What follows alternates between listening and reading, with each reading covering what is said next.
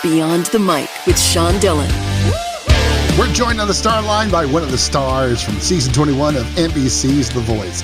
The Lockport native has helped others as a prevention educator, but now it's his turn to help himself. We welcome Joshua Vacanti. Hi, I'm so excited to be here. Thank you for having me on. Joshua, let's go beyond the mic. This experience cannot be comprehended by someone who hasn't gone through it. How has your time on The Voice changed you?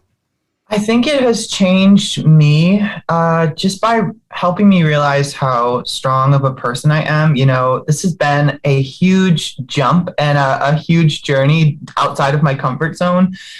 Growing up, I have never traveled alone. I've never put myself out there in the way that I have with this journey on The Voice. And it's been a huge learning experience and just trusting my instincts and just realizing that I can do it and how capable I really am. So I'm super grateful for this opportunity, just in that sense. Not alone the growth I feel like I've had with my vocals and my voice and trusting those types of instincts as well. How has your wife and family helped you on this emotional roller coaster, especially as you're away from them?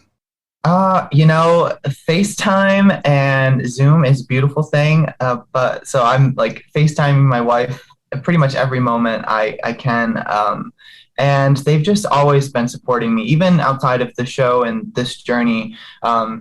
My family has always been super, super supportive of me, taking me where I need to go. And, they always have believed in me. And my wife is my biggest support system. I don't think I would have been able to get to where I am in this journey if I didn't have her alongside me, kind of rooting me on through every step of the way. Let's talk about those family of friends on The Voice. The friends you make can sometimes be life-changing.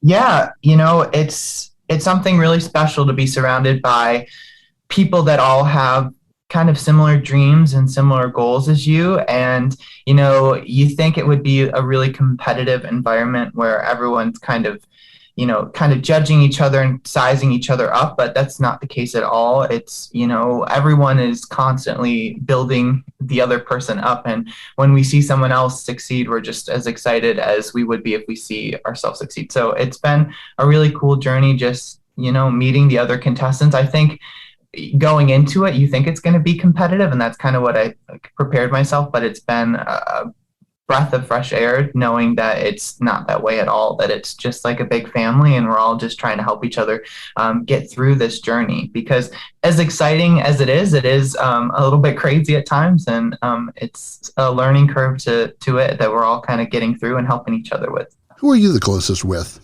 I think, it's tough.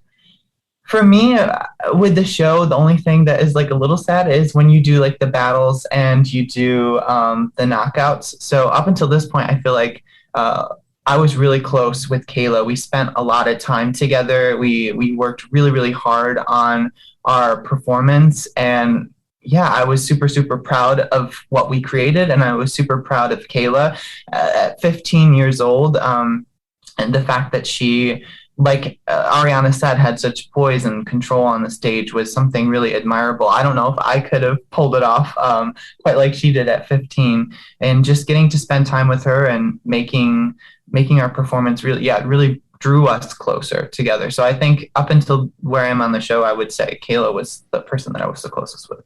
You've had some amazing lessons with John, Camilla, and now Ed Sheeran. What's the lesson you're going to take away from this experience that will help you for the future? John had kind of mentioned that, he heard no a lot before he heard his yes. And that was something that was really inspiring to me and really resonated with me. For a long time, I pushed on doors to try and make things like The Voice happen. I auditioned for a lot of shows that were similar, and I heard no. I would always get to a certain point, and then I would hear no. And that was really discouraging. And I took a break from kind of pushing those types of doors open, and I really just focused on worship music and just, that's what I love. I love worship. That's kind of where I started. So I just put all my effort in that. And I said, maybe having a solo career outside of that isn't something that's going to happen. And then I saw season 19, Cami Clune was on. She was a friend of mine. We were in a band together, and seeing someone that I'd worked with really closely on the show kind of inspired me to re-audition, give it another go, and see what happens. And I'm really grateful that I did that, because that one small step of faith and that one small choice has kind of led me to where I am now. But just realizing that hearing no is a really important part of the process, and it's inevitable, and you have to hear no's until you find your yes moment. Joshua, it's time for the Rocky Nate. 8 random questions. Answer with the first thing that comes to your mind. There is no pressure. Okay. Best thing about Lockport? The people. 5 years ago, you were at an Ariana concert. If John didn't block her, would you have wanted her to be your coach? I would have loved to work with Ariana. What's your best time in the Buffalo Turkey Trot? I'm slow, so I don't even know what my time is. I would say no comment. I don't remember. How about your favorite musical?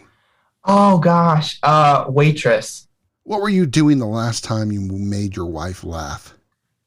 I was singing a song. That's what I do. I just make up songs about what I'm seeing and what I'm doing. So I was singing something.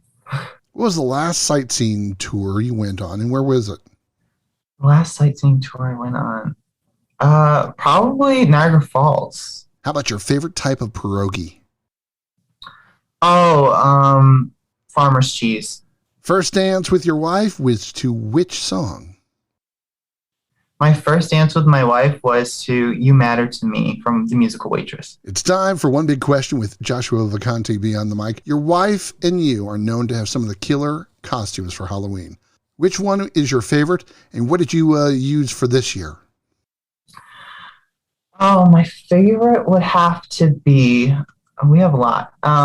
I really liked when we dressed up as characters from Labyrinth, and this year we dressed up as Kermit the Frog and Fozzie Bear. What's your best moment from the show? The one moment where you got to drink it all in, just that moment before it's all gone. I think the best moment was when I realized John has used his block from me.